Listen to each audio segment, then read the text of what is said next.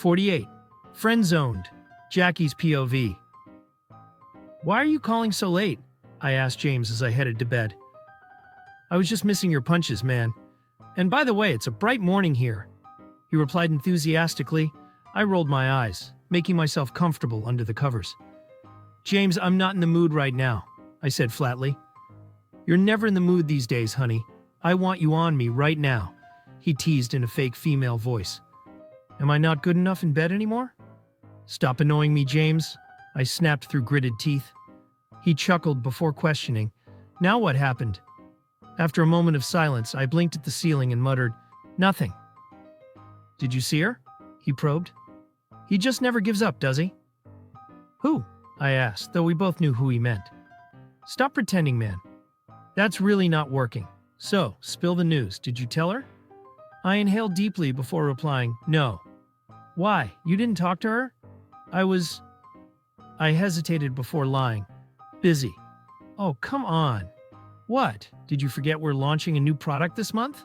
Cut the crap, he groaned. I'm tired, James. Let me sleep. I have an important meeting tomorrow, I said in a defeated tone.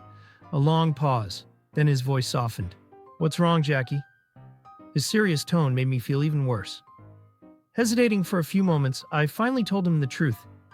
I saw her, met her, talked to her, almost hugged her, but still couldn't tell her. My voice faded toward the end. Why? Why not? Because... I swallowed hard. She left with another guy from the office. My voice was barely above a whisper. What? He yelled so loudly that I had to pull the phone away from my ear. There's another guy? I sighed deeply and placed the phone back against my ear. Calm down, James. Who the hell is he? He demanded. I thought only Indians shouted on the phone. Clearly I was wrong. The manager guy from my office, I muttered. And you just watched her leave with him? I didn't watch her leave, I snapped. She was already gone with him. My tone dropped to something close to defeat. Man, you sound so dull and depressed. Because it's India, it's almost midnight, and I have no energy left to talk, I reminded him. Listen, Jackie, don't let her go. Fight for her, win her heart, make her yours forever. Where's the Jackie Dawson who could make any woman melt with just a smirk? One kiss, just one kiss, and she's yours. I bet. Did you even listen to what I've been saying? I was beyond irritated now. She just left, James, without a single word. I exhaled sharply. And stop telling me what to do. I'm here, you're not. But you're taking too long, man. If you want this girl, you have to move fast. Have you ever even met an Indian girl before? I asked. No. Why? He sounded confused. Then you know nothing, I huffed. All girls are complicated, but Indian girls, they're on a whole different level. They're confusing, unpredictable, impossible to read. And if the girl is Lavanya, well, I let out a short laugh. She's one of a kind, a rare antique, Miss Touch Me Not. After a brief silence, James finally spoke. Man, I don't get it. What are you trying to say? I exhaled sharply, rolling my eyes. She's too slow, and when I try to speed things up, she shuts me down instantly, making it crystal clear where I stand in her life, I admitted. Like she did today, I added in a lower tone, mostly to myself. Chill, dude. You're overthinking this. Just be cool, he encouraged. Where's the hot Jackie Dawson I knew back in college? Probably dead, I replied, feeling lost. Not yet. Just bring out that Jackie Dawson charm. I swear she'll be drooling over you and begging for a kiss. I tried to picture Lavanya begging me to kiss her, but the thought was so ridiculous that I shook my head immediately. That's never happening. Completely unrealistic. You're insane, James. Now shut the hell up and say something useful, will you? I frowned. I'm already at work, just finishing this coffee before heading to a meeting, but before that, I can still give you some solid advice to win her over. Not interested. I rejected the offer instantly. Hey, wait, did you say it's the manager that's in your way? Yeah, why? Why don't you just overload this guy with work? Keep him busy and you'll have plenty of time to spend with her. But he's new in the advertising department. I only promoted him last month. So what? Just pile the work on him. Oh yeah, didn't you mention the new product launch ad? Hand over the entire responsibility to him. That should keep him occupied for a good month. I could practically hear the devilish grin on James's face. James, you scheming bastard. I considered his suggestion. Yeah, I thought about that, but I can't afford to take risks with my business. Did you forget? To make big profits, you have to take some risks. Isn't that what you've been preaching to your employees for years? Now it's your turn to act on it. Damn it, he has a point. I narrowed my eyes suspiciously. Why are you suddenly being so helpful today? I asked, though I knew him well enough not to really doubt his intentions. Because I'm tired of dealing with a frustrated boss all the time, and honestly, whenever you're upset, you act like a woman on her period.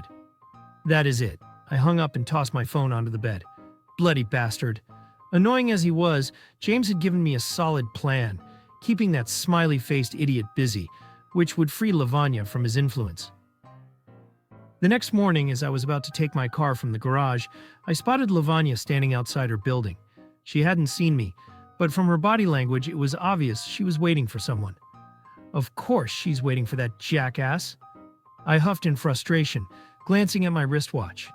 Then an idea hit me.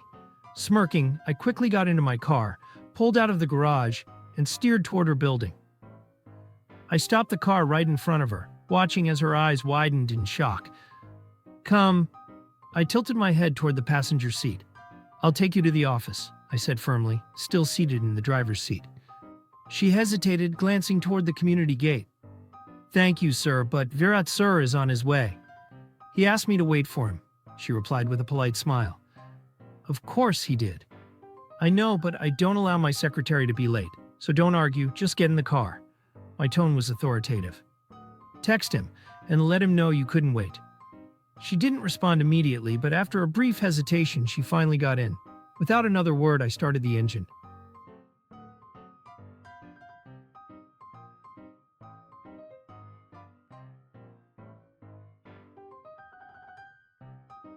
Lavanya's POV. After a restless night, I woke up with a pounding headache. Oh God, why? Why do I always get headaches after emotional turmoil? I took a shower and had a heavy breakfast. I was starving like a monster. Skipping dinner was a terrible idea. While getting ready, I got a call from Virat sir.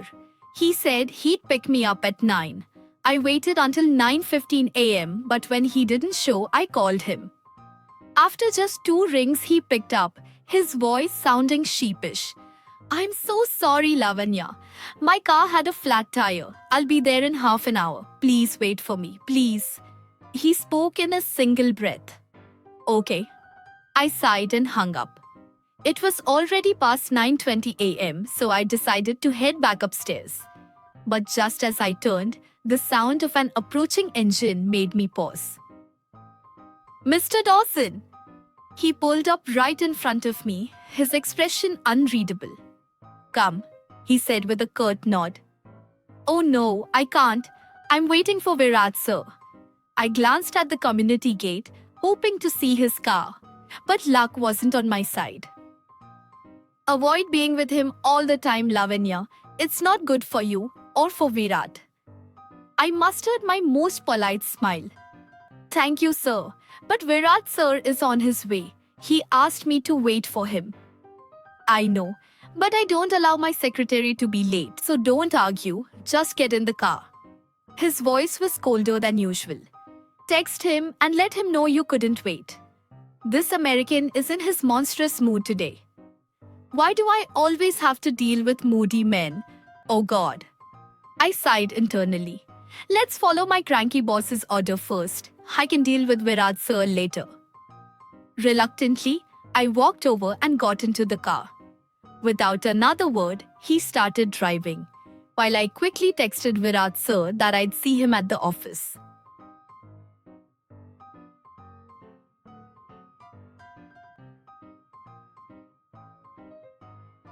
Author's POV. As they reached the community gate, Jackie suddenly stopped the car. Lavanya turned to him, waiting for an explanation, but he remained silent, staring at the security guard. Then, it clicked. Oh, he hasn't forgotten. I already gave him the prasad, she blurted out. Without looking at her, Jackie blinked once and drove through the gate without a word. She stole glances at him from the corner of her eyes, waiting for him to speak, but he didn't. Why is he so quiet today?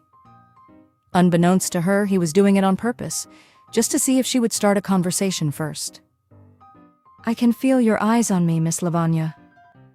He kept his gaze on the road, but he could sense her restlessness. When they stopped at a red light, she thought he might finally say something, but she was wrong. The silence in the car grew increasingly awkward, making Lavanya restless. Unable to bear it any longer, she finally spoke. How was your trip to San Francisco, sir? Jackie turned slightly, resting his elbow on the window and positioning the back of his fingers over his lips to hide his smirk. Finally.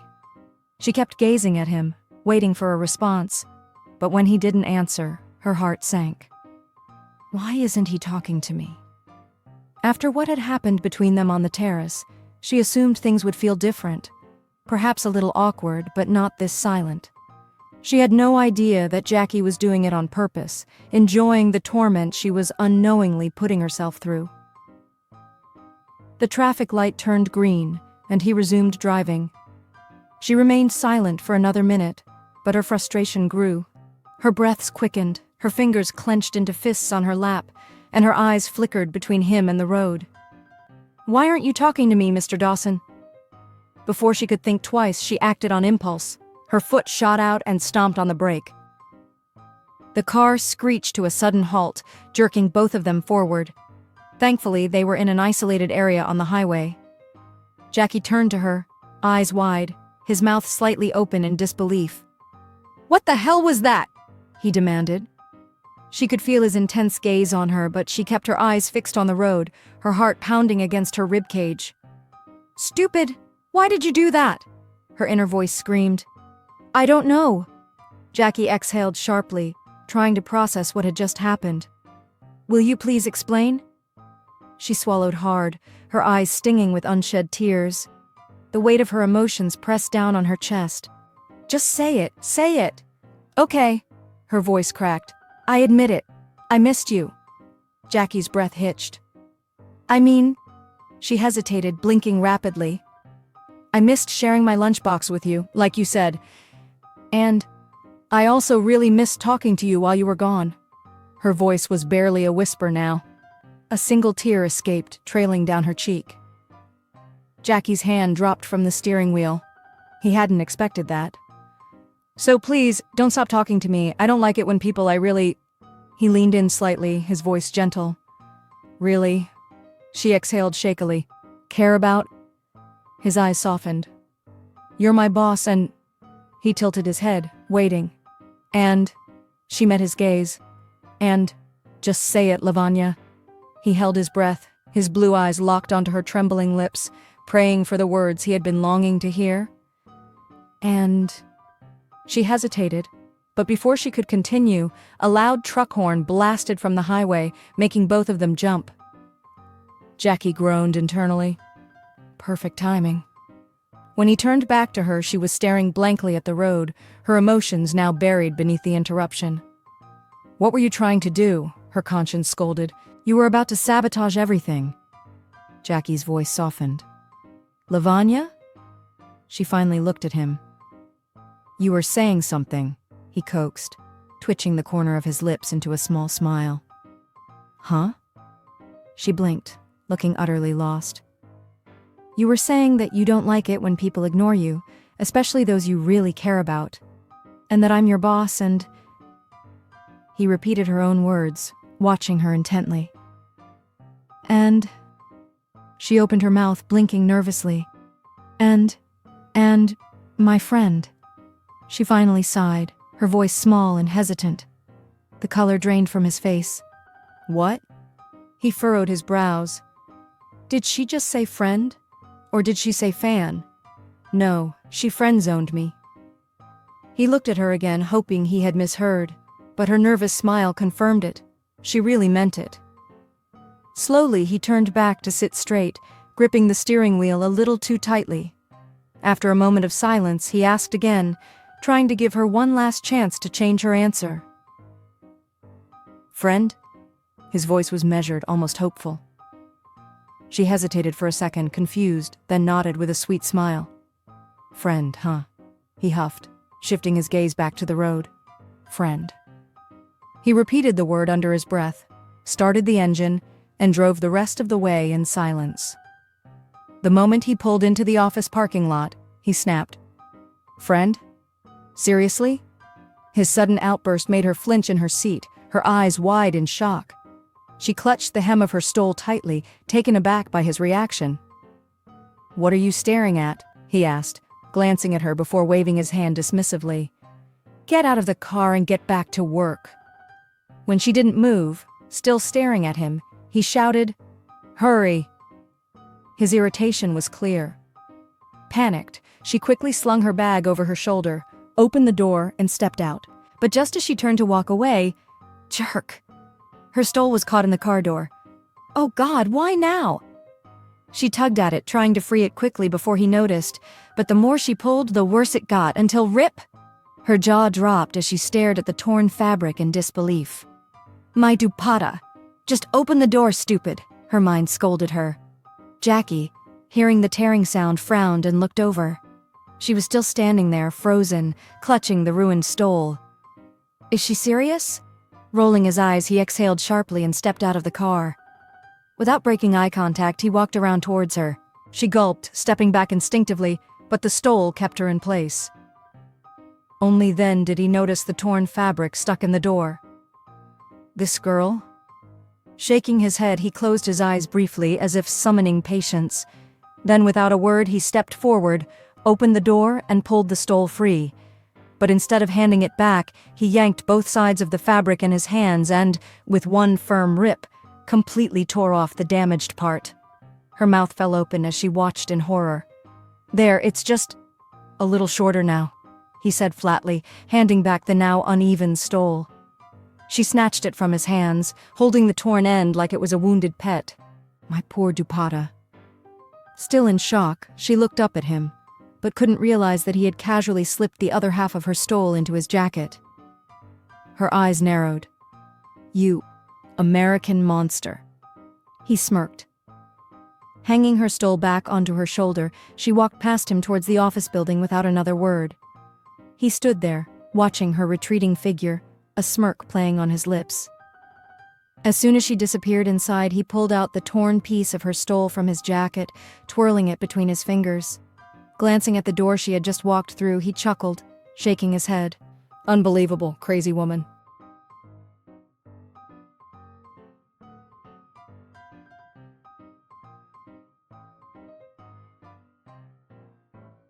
Jackie's POV. Balram, arrange a meeting before lunch. I need to discuss the new product launch. Inform all the managers, and you should be there as well, I instructed, giving him a firm nod. Gee, sir, he replied, nodding back. I smirked at his response. It reminded me of the G conversation from before. Anything else, sir? He asked. No, just hand these files to Lavanya and tell her to bring them to the meeting, I said, passing him the documents. As he was about to open the door to leave, I added, And Balram? Yes, sir. He turned back to look at me. Flashing my brightest smile, I said, I really missed you, man. His grin widened, revealing all his teeth, but there was a hint of glossiness in his eyes. Asi bitenu bahut miskardayan. Sir. He paused, then mumbled something else in Punjabi as he hid his face. Tusi to mainu emotional karditan, Sir Ji. I stood there, staring at the door after he left, completely clueless. Did I say something wrong?